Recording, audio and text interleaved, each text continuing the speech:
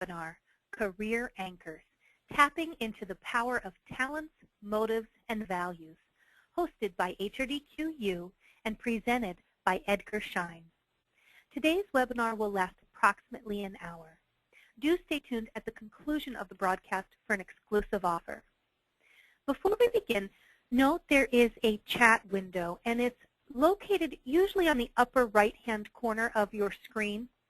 And you can use this section to submit any questions you have. And then we'll either answer those questions as they come in or email after the session.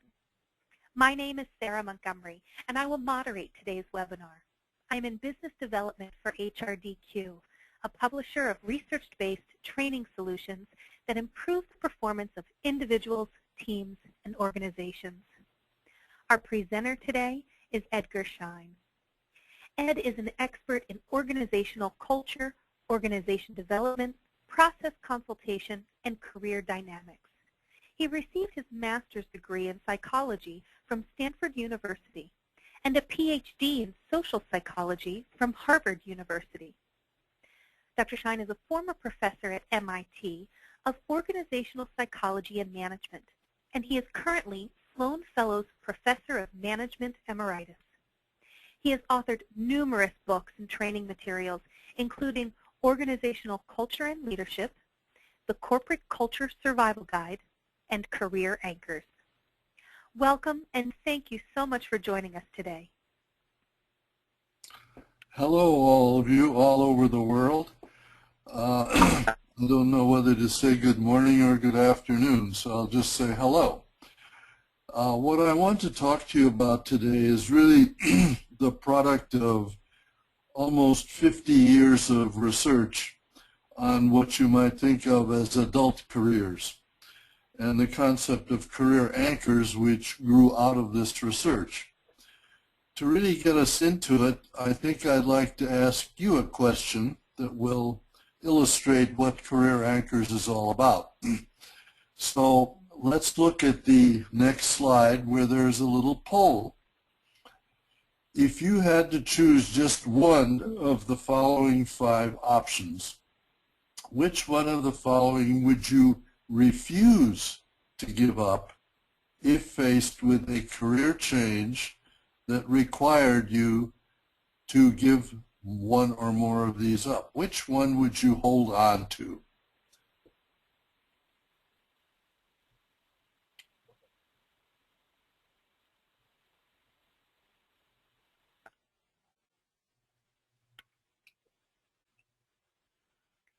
Okay, we have the votes coming in here. We almost have everyone.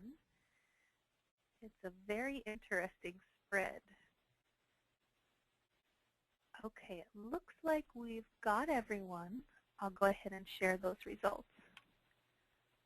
All right, so here's here's the results that I see, and it illustrates 2 of the key points I want to make about career anchors. Is that we tend to stereotype people in occupations as having a particular reason for being in that career. And my experience, as I'll describe in much greater detail in a minute, is that even in every occupation, there is a great variety of reasons why people are in that occupation. And that diversity is illustrated in the poll, that most of you would not give up flexibility or ability to balance work life. But I imagine even among those of you who are in the same basic occupation, let's say you're a coach or a trainer, that some of you are in it for job security reasons. Some of you are in it because you really like the technical work. And I guess what the poll shows is very few of you are in it or would hold on to just a position in the organization. So what I want to get across with this poll, we'll go on to the next slide, is oh, here we go. Why talk about career anchors now? And I'm giving you some of these reasons before I go into more detail what a career anchor actually is. The reasons are multiple. I think organizational careers are becoming less structured and predictable. And more companies are not taking responsibility for careers anymore.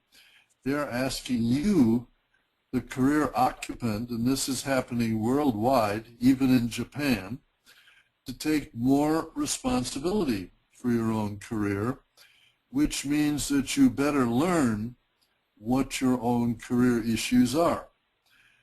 Similarly, mentors and advisors don't know enough to be helpful, except as stimulators of self-insight and agility.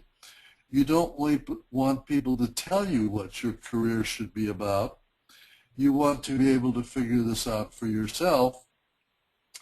And now we get to why career anchors, because if you've looked around the field of career development, you will realize that most of the surveys, most of the research done is done with young people to help them select initially what kind of a career to go into.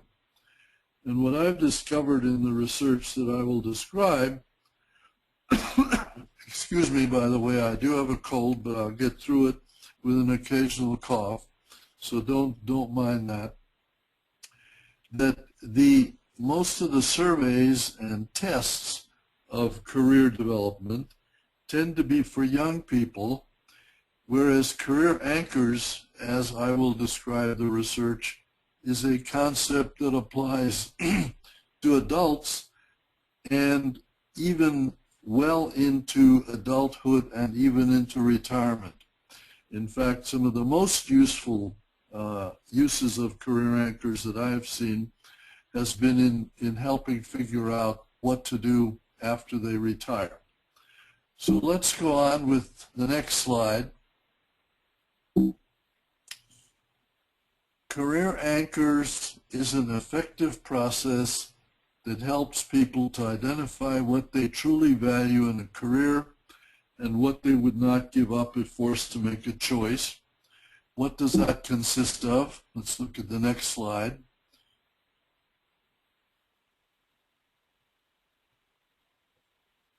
This is just a quick review of the agenda. We want to understand what career anchors are and why they're important. And the most important part of this talk will be to explore what the 8 different varieties of career anchors are, and then talk a little bit about how you determine from that how well it's matched to your job and what kind of growth needs you may have. Okay, now a definition. It's the perceived areas of competence, motives, and values that you would not give up when faced with a career decision that might not allow you to fulfill that combination of things. It's a self-image. And to give you a sense of how that concept came to be, it's not something I invented out of theory. It comes out of a study that actually started in the 1960s, where I was interested in finding out how alumni of the Sloan School of Management, where I was teaching, were going to be indoctrinated into their careers by being socialized and trained. So I figured I better learn something about what their careers were at the point of graduation. So I gave a lot of attitude and survey and personality tests to a sample of 44 people, randomly chosen, and then followed them into their career. 1 year out, I compared the changes in their own attitudes and values with what I learned from their supervisors and their peers to see whether they were all moving in the direction of the various companies to which they had gone. And the data were a mess. They were all over the map. I couldn't make any sense of it. So I decided that 1 year wasn't enough for people to become socialized into their companies. So I waited a few more years, and at 5 years out, I sent the same surveys to the same panel of 44 people, and again had representative values and attitudes for the companies that they were going to, and found that once again the data were just all over the place. Some people moved toward their companies, many people had already left their company and were in a second or third job.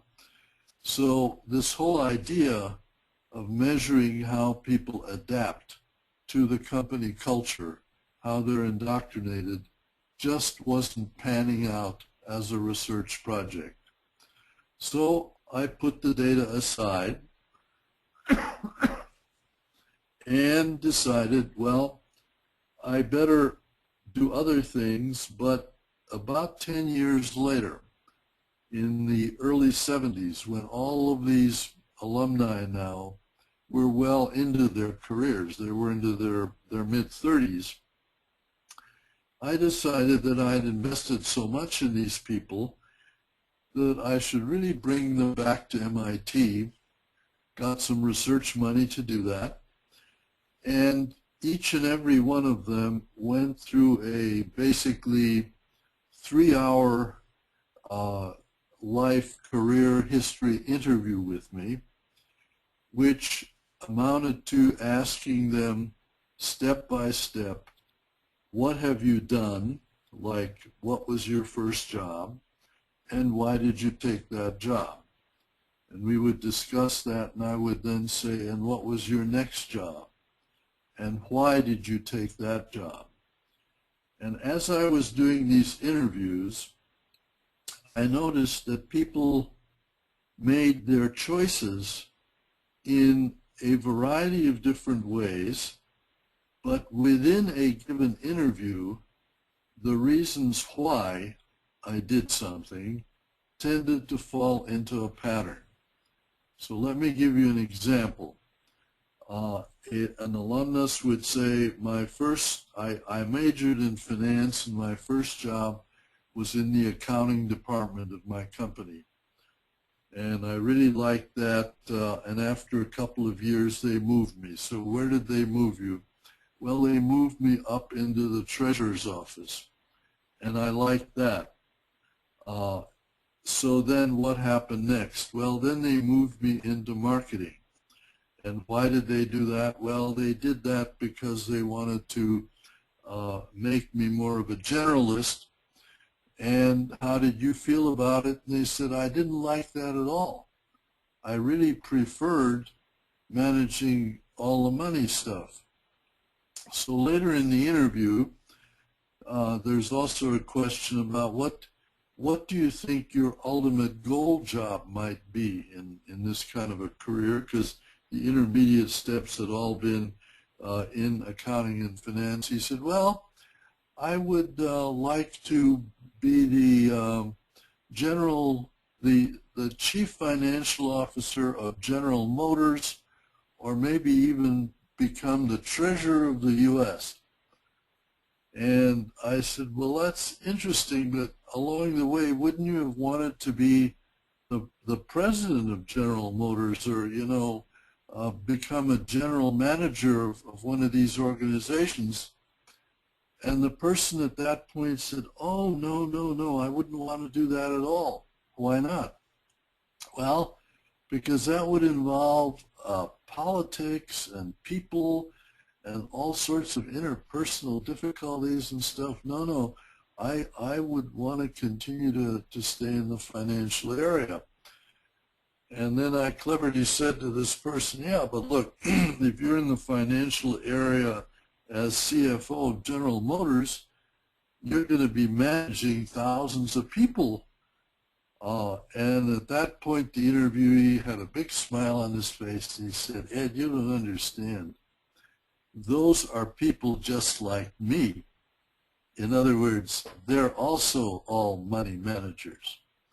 So the point being, he began to understand who he was in terms of what kind of work he wanted to do and how he wanted to do it, what he was good at managing, and he began to have a very clear sense that general management was not something that he would want to do, and he had his particular reasons of, I wouldn't be competent managing all these other types. I wouldn't want to manage salespeople and engineers and all. I just want to manage money managers.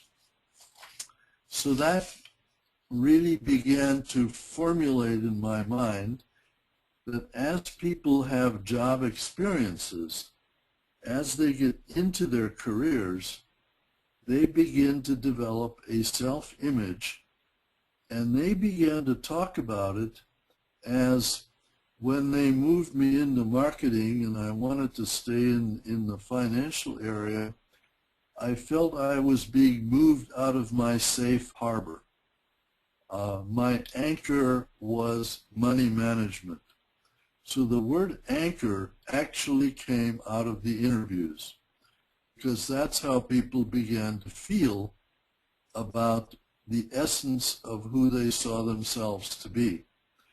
And that's why I say your career anchor represents your real self.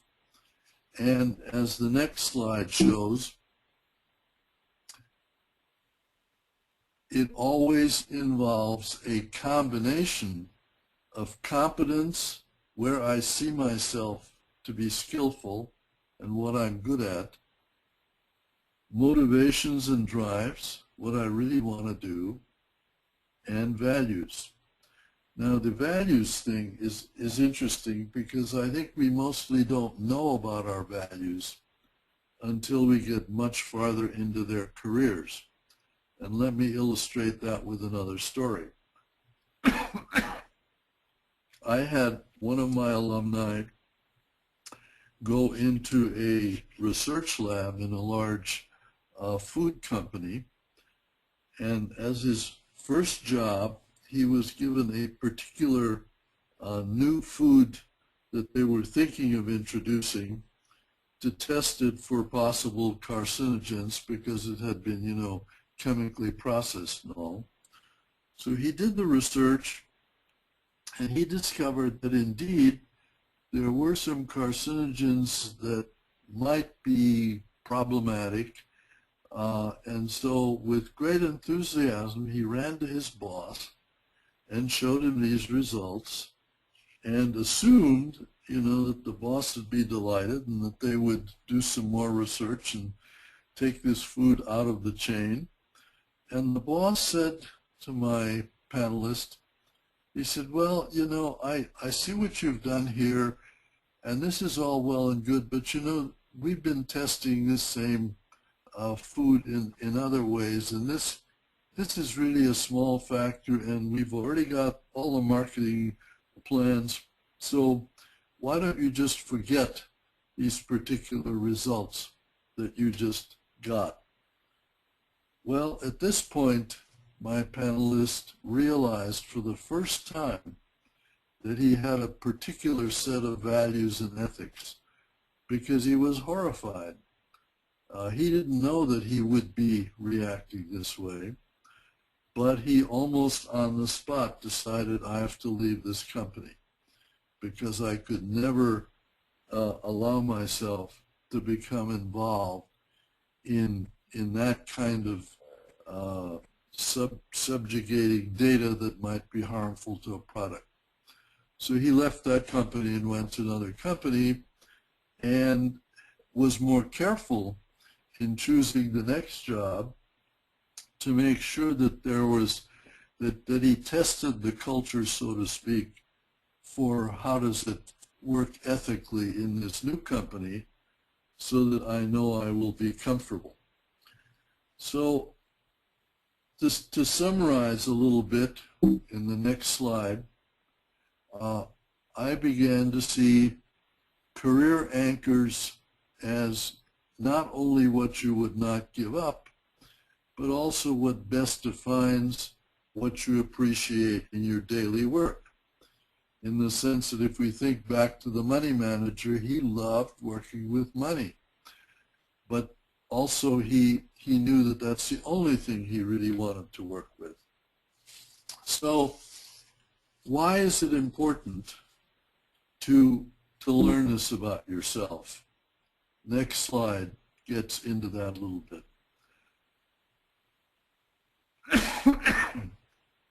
I think it's important to know one's career anchor in order to make good job choices and career moves, and especially to avoid bad moves.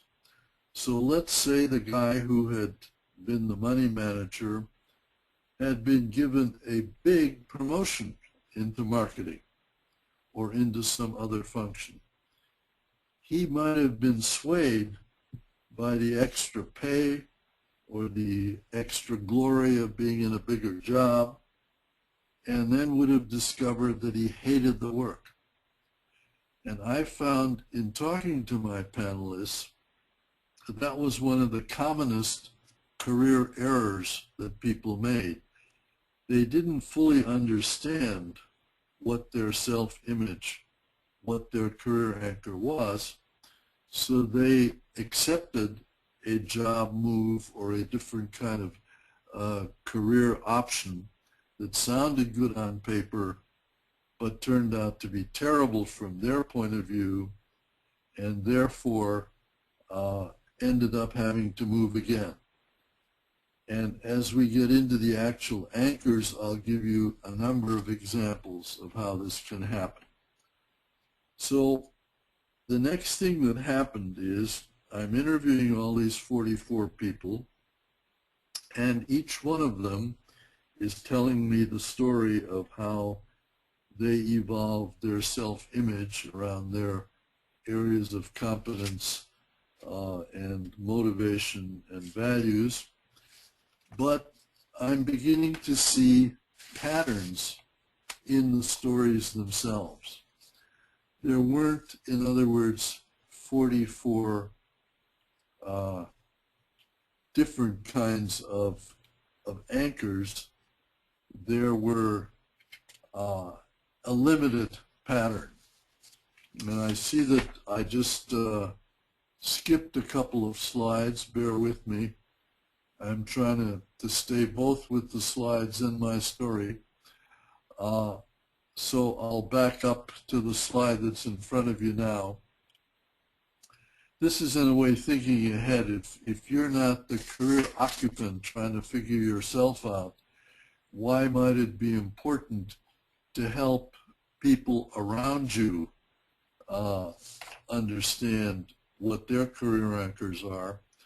Because it would increase your own empathy for them, and particularly if you're the boss, to realize that, as we'll explore the different anchors, the different subordinates might in fact be in the same job for different reasons. And so you would avoid stereotyping them. And as the next slide shows, it would give you a sense that the way in which subordinates should be treated should be based on having them tell you what their career anchors are, because as you'll see from the illustrations of the 8, the different types of people with different anchors really require very different things. So now, on to the meat of the matter. What were the 8 career anchors? So anchor number 1 is what I ended up calling technical functional competence.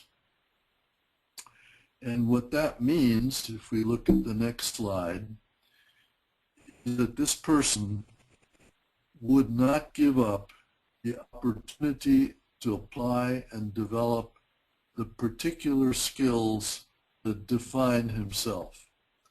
The type of work that he would want should be technically challenging and test his or her abilities to exercise what kind of talent he has. So the money manager wanted to be more and more senior. He would accept managerial jobs, but only if they were managing money or money matters, because that's how he finds what he's good at. The person who is a good engineer, let's say a particularly good programmer, would accept promotions only if they were more and more challenging, and might really resist a managerial job if he or she thought that in becoming a manager, I'm not going to be able to continue to use my technical skills. And notice that it's this particular career anchor group that is most often mismanaged in organizations, in the sense that we take our best salesman and make them a sales manager. We take our best engineer and make them an engineering manager. So what happens is we lose a good engineer and gain a bad manager. Because if the person is really anchored in his own area of competence, they're not only going to be resentful that they're no longer able to exercise it, but they may not have the skills of being a manager and may not want to do that. So that's why organizations develop dual careers, so that when they have really very good technical talent, they often find a way to promote them up to very high levels of pay and status, even without giving them managerial jobs. Now, the last 2 points are very important. That if you want to recognize someone with a technical functional competence anchor, the important recognition has to be from someone who understands that. So if I'm a brilliant engineer programmer and my subordinate sees that I have, and subordinate is equally technically trained, and if he says to me, hey, gee, that was a neat solution that you just made, that means far more to me than to have my boss, who comes from another function and has just been taking over this department and knows nothing about what I really do. If he says to me, good work, that's meaningless. I only really get meaningful recognition from people who really know exactly where my skill is and how I'm exercising it. Growth opportunities. This kind of a person wants increased job challenge, but he also wants, I put this in terms of a story. I was on a trip and I met an engineer. This was in Europe someplace.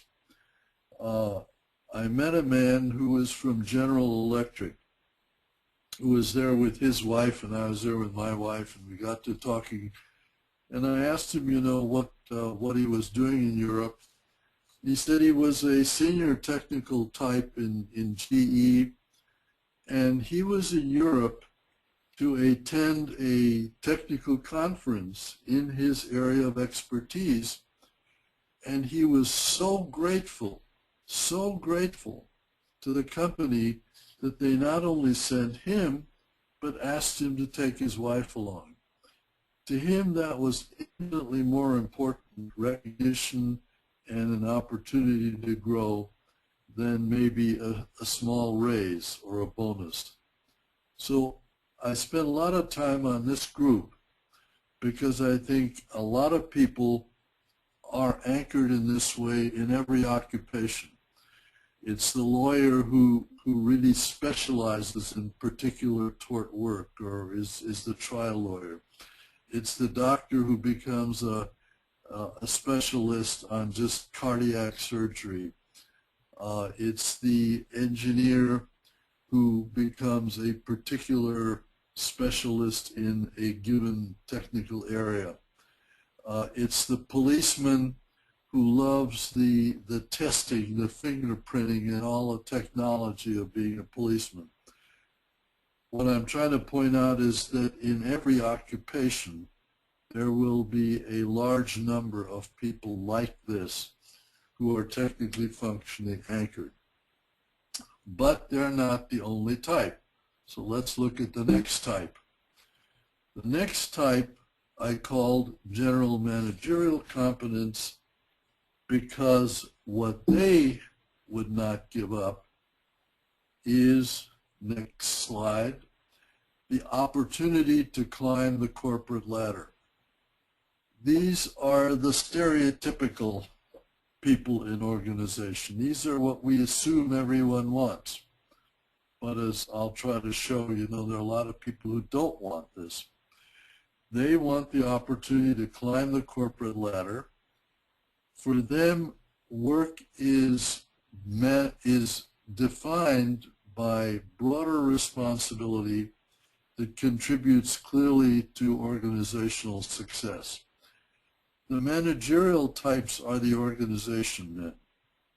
These are the few people in my sample who did show clear movement toward the corporate culture, because once they went to a company, they really wanted to be in that company and therefore adopted all the socialization and values of that company. For them, promotion to a higher level, title, privileges, even frequent promotion. Very often when you talk to general manager types, they will tell you, if I haven't moved in 2 years, I'm not getting anywhere. Or if I haven't been given a bigger budget, or a bigger title, or more privileges, or a bigger office. And they want to be rewarded on getting results around the particular responsibilities that they have. So they become a jack of all trades. They don't necessarily become the best financial manager or the best technical manager. Their ability lies in putting it all together. And the ones in my sample who had already succeeded in this, and by the way, I'm referring to my sample as the original basis for the anchors, but since then, as you can imagine, we've talked to thousands of people, and the same anchors keep coming up in all the other samples of occupations that we've tried. The same range comes up with women, and so this is a pretty broad set of categories that I'm describing for you. What the general managers all say, which I think is very important, is that they had to learn how to be comfortable in supervising people. They had to develop interpersonal competence. They had to be analytically competent, which means they had to be able to process a lot of information that is imperfect and make decisions under great time pressure and so on. And were able to do this. And most importantly, they had to become emotionally competent, by which they meant they had to be able to make the difficult decisions of, for example, firing an old employee who is now obsolete and can no longer be used. That was their most prominent example. Or deciding between two equally good projects by two subordinates, where you know that if you choose one, the other one may leave you, and you'd like to keep them both, but you can't do both projects, so you have to make a decision. That, they all said, was an emotional skill, and therefore, if you learned that you didn't like to do that kind of work, you then decided that you would get yourself off the general manager promotional track. And so lots of people did that. They would allow themselves to be promoted, but then realize, no, I can't really do that general manager job, and therefore I better get back onto another ladder where I can do more technical functional work. I'm trying to illustrate that these two types of people are very, very different in terms of how they see themselves, what they aspire to, what kind of work they like, and therefore if you don't have a clear sense of who you are at this level, you're going to make career mistakes. So what's next? The next the next type was people who got into organizations and right away discovered that they didn't like it. They didn't like rules. They didn't like all the Mickey Mouse of having dress codes and this, that, and the other thing. So quite a few people, after a year or two in organizational careers, drop out and decide to become independent operators. That could be anything from going into teaching to more likely to become a consultant. A lot of these people who were well trained in management but didn't want to live in an organization decided they would become management consultants. So what they most needed was the opportunity to define their own work. They wanted to be able to work without direct supervision, and the kinds of awards and formal recognition they would want would be for actual achievements that they produced, actual results. And similarly, the growth opportunities would have to be, if they were actually in an organization, actual accomplishments and freedom. So how could an autonomy independence career be played out in an organization if you didn't drop out?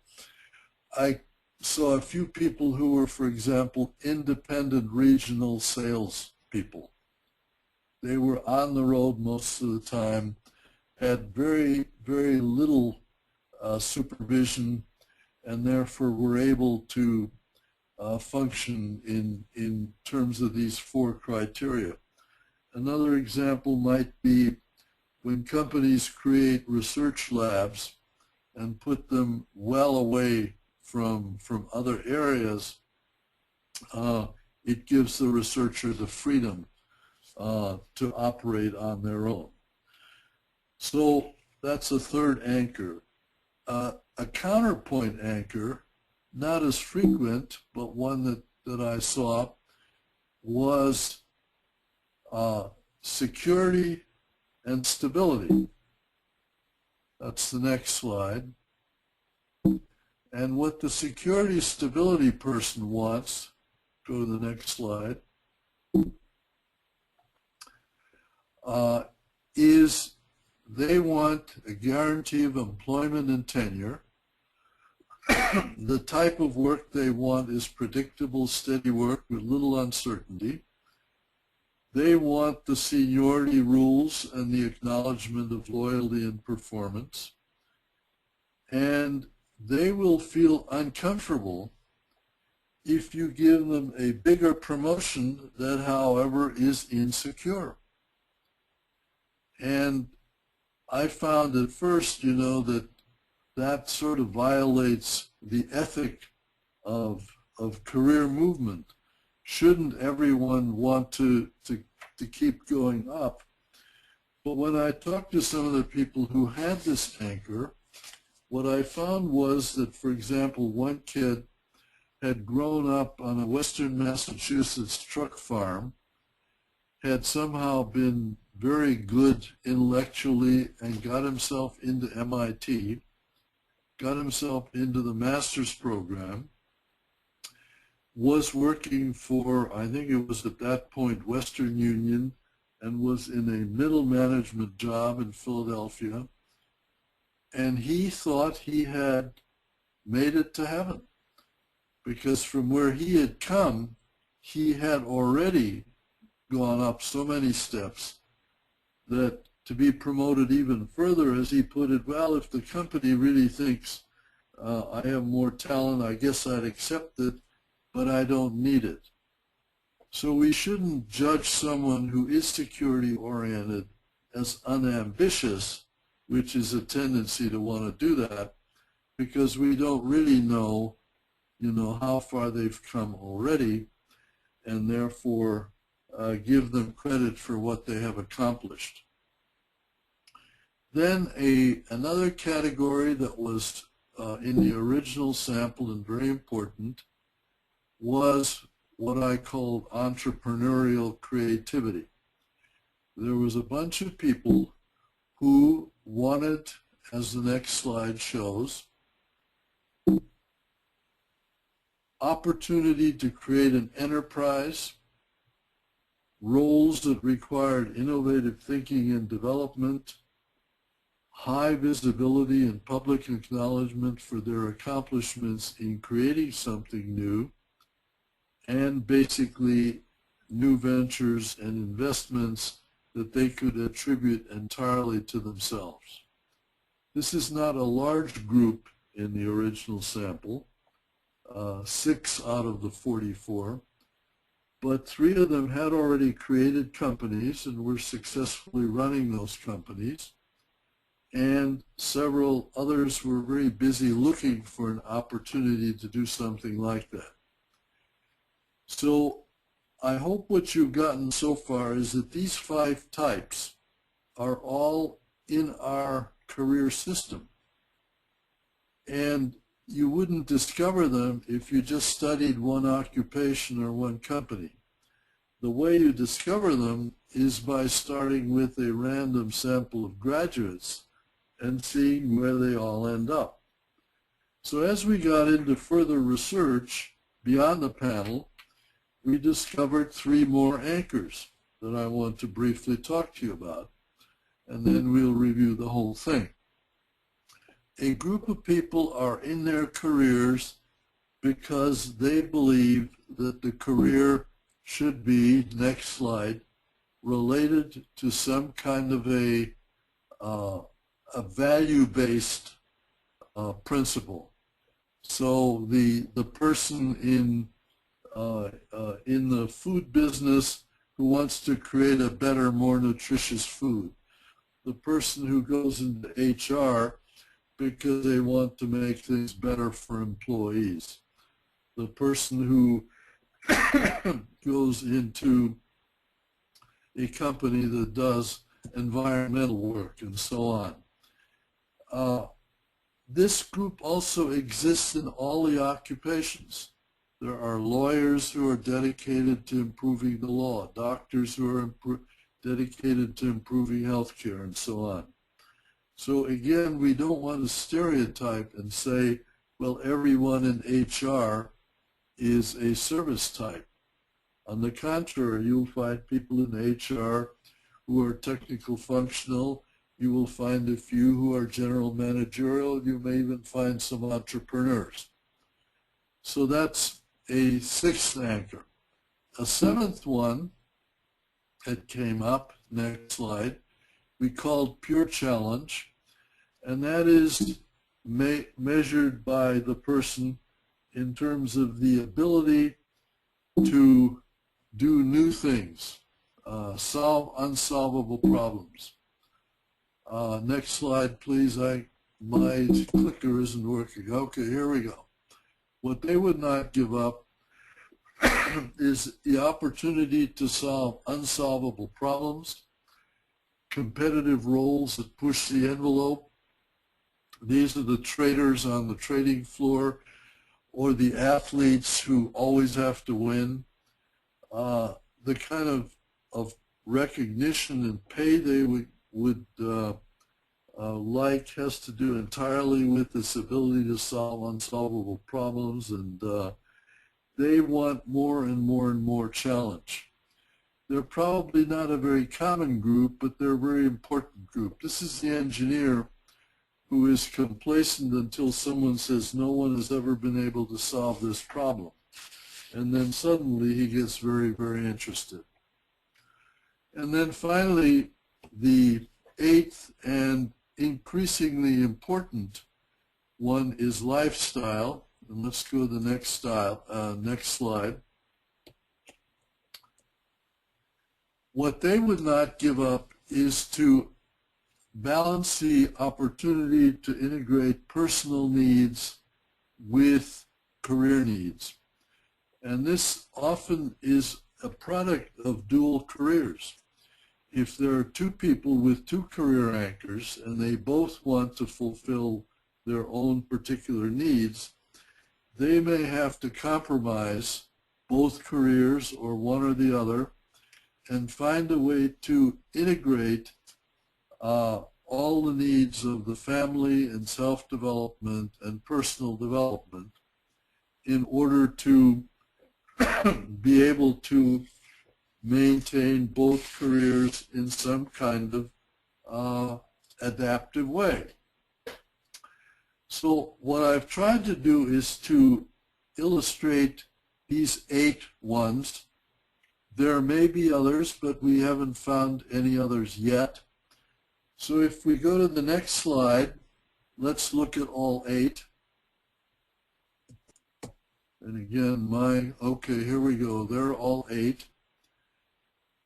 I want you to look at these 8 and see whether one of these stands out for you as you look at yourself, in the sense that you probably can see that you are able in your particular career to do more than one of these, that you may be both technically competent and have autonomy. But supposing a job came along that required you to differentiate, you couldn't do everything that you wanted to do, which do you think you would hold on to? That would be your career anchor. And take a moment to see whether you would have one of these and enter that in your chat window. And we'll see what kind of results we're beginning to get from the audience. So we have several already coming in here, Ed, and we have Rachel saying lifestyle, Ellen with entrepreneurial, Donna with service dedication, Heather has technical functional, Howard with creativity, Dina general manager, Teresa another lifestyle, Jason lifestyle. They certainly, as I'm seeing the chat window here kind of tick down and seeing all of these that are coming in, it really seems to be a wide spread across all 8 of these. Not one is sort of coming up as more predominant than the others, which you know, maybe you could speak towards. We do have on our market here in our audience today is primarily trainers, organization developers, so they tend to fall in line with you know, one job function, so to speak, in the educational sector. But as more are coming in, they're certainly not a clear winner.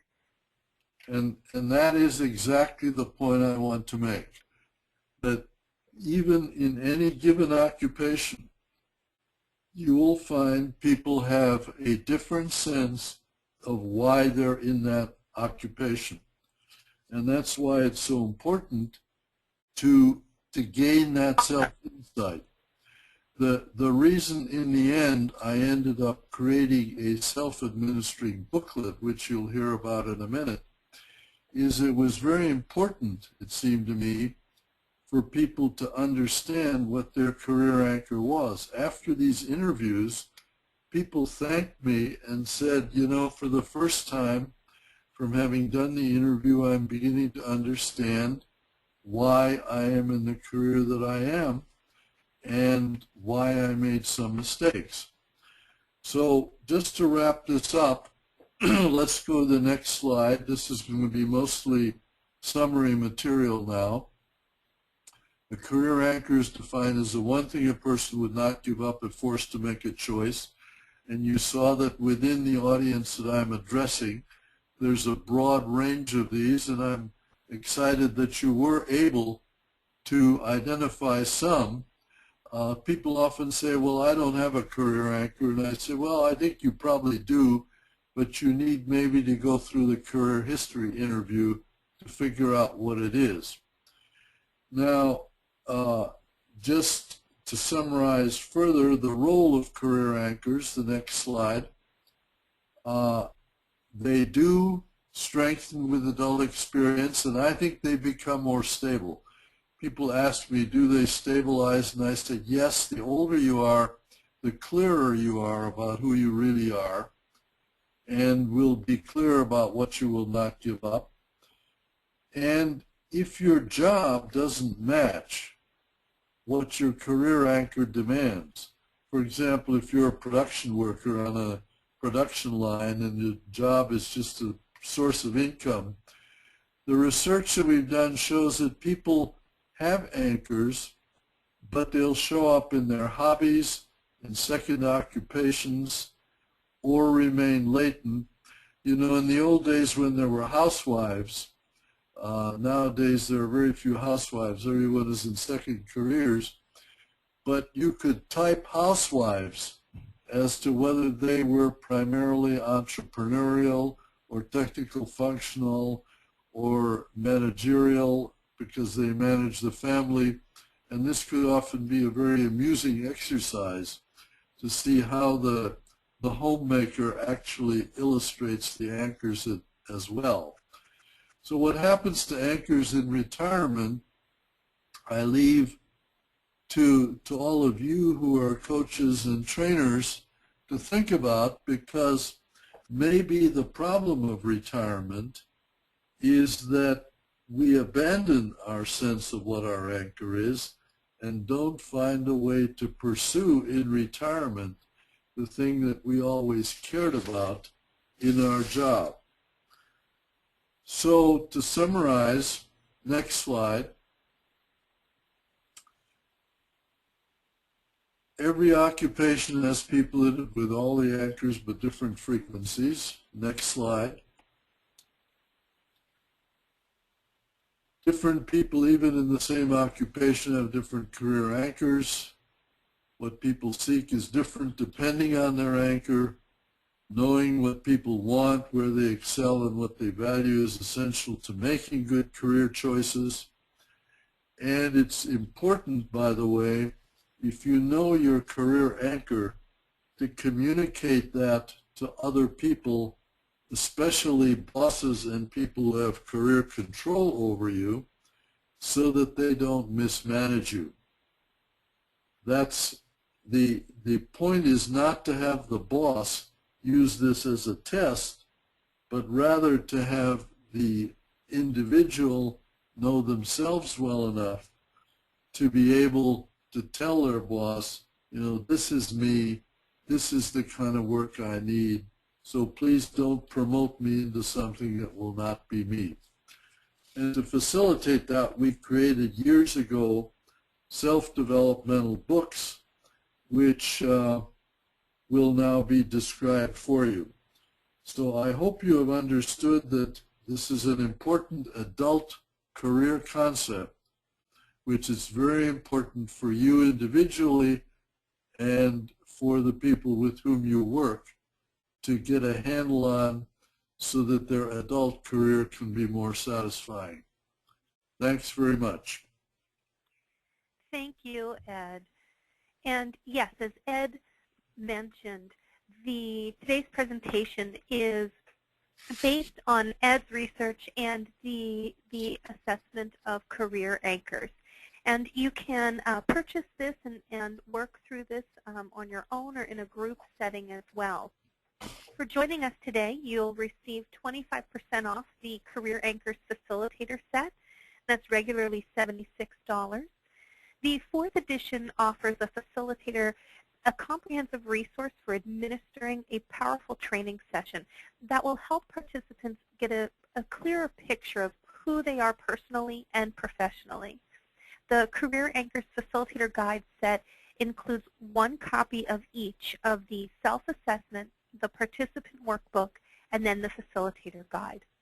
And that gives you everything you need to conduct a 30 to 45-minute exercise or a longer half-day format as well. At our website, HRDQstore.com, you can use the coupon code there, WebinarCA at checkout, and that offer is good through August 27th, 2014. If you have any questions, go ahead and send them in to us. We'll have Ed respond to those early next week by email, so everyone will see all of the questions that have come in today, and we'll receive all of the answers as well. We truly appreciate your time, and we hope you found today's webinar informative.